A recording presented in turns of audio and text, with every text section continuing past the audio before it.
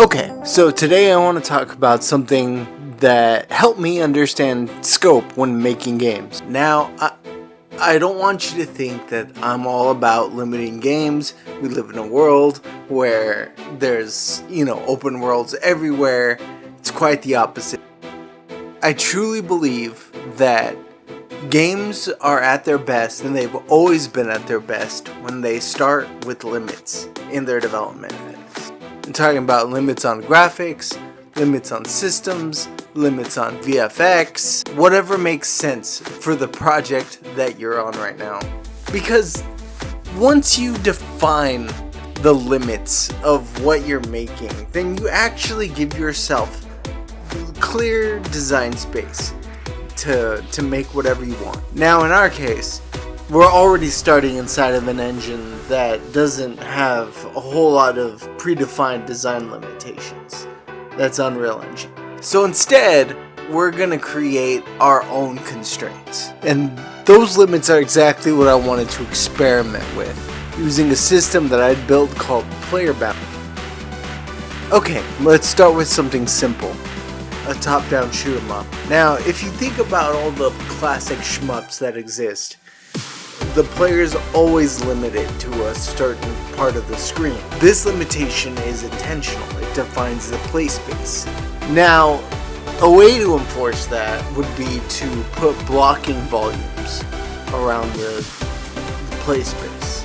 But that gets messy because they can affect everything in the world, not just the player. Instead, what I did was I coded a player bounds volume. And this system only affects the player character strictly. All other actors in the scene can move freely. You don't have to worry about them.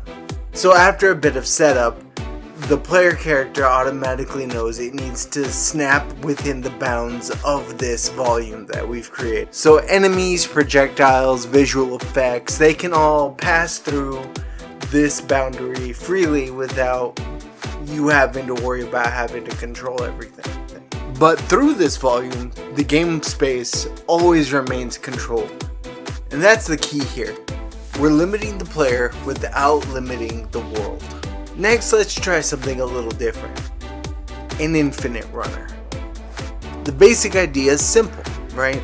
The player's constantly moving forward while it resets and the environment around the player changes. So essentially you can change the road layout, put obstacles in there, and just keep it going indefinitely if you wanted to, while keeping everything in a nice space to work with. But there's a problem.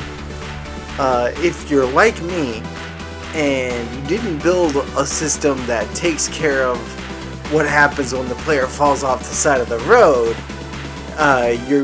you could be falling indefinitely. And that's not an infinite runner.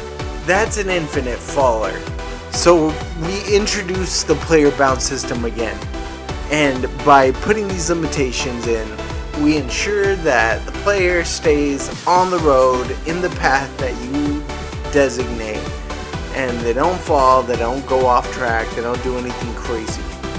So now you can stay focused on designing the path. And you don't have to worry about everything else. Everything else can do whatever it needs to do around the player bounds volume, and you don't have to worry. So now, I know what you're thinking. But Esteban, this only works for arcade style games. What about larger scale video games like the third person shooters I play often? Right, so let's push this idea even further. So these boundaries often shrink and they create pressure. Crossing that boundary usually comes with consequences. So for this example, I kept things simple. You cross the boundary, all you get is a simple debug message that says you crossed the line. But the system's flexible. You can apply damage, you can teleport the player, you can send the player flying into oblivion, whatever you want.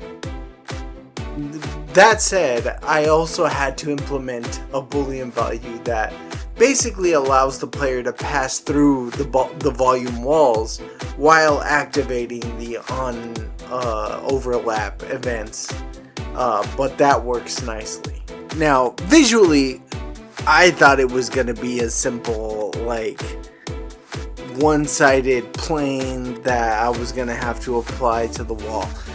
I ended up applying full cube meshes as part of the walls and then determining their thickness. That part of the system was more complicated than it seemed, and I'll probably go over that in another video.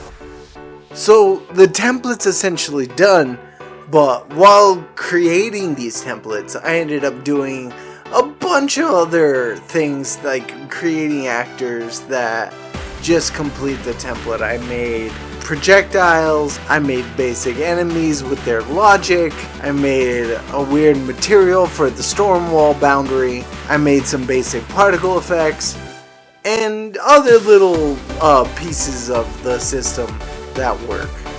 Not super necessary, but it works. And combined, these pieces allowed me to complete this template. So, the takeaway here is simple. Good design often starts with intentionally limiting yourself. By limiting where the player can exist, you gain a design advantage. You can do things like plan encounters, maintain your scope, and control your pacing. And with that philosophy in mind, that's what led me to create the player-bound system. To read more about this system, you can read about it on my Substack. And if you're interested in using any of these templates, they can be found on my website. Thanks for watching. Thanks for listening to my rant. And I'll see you guys in the next video.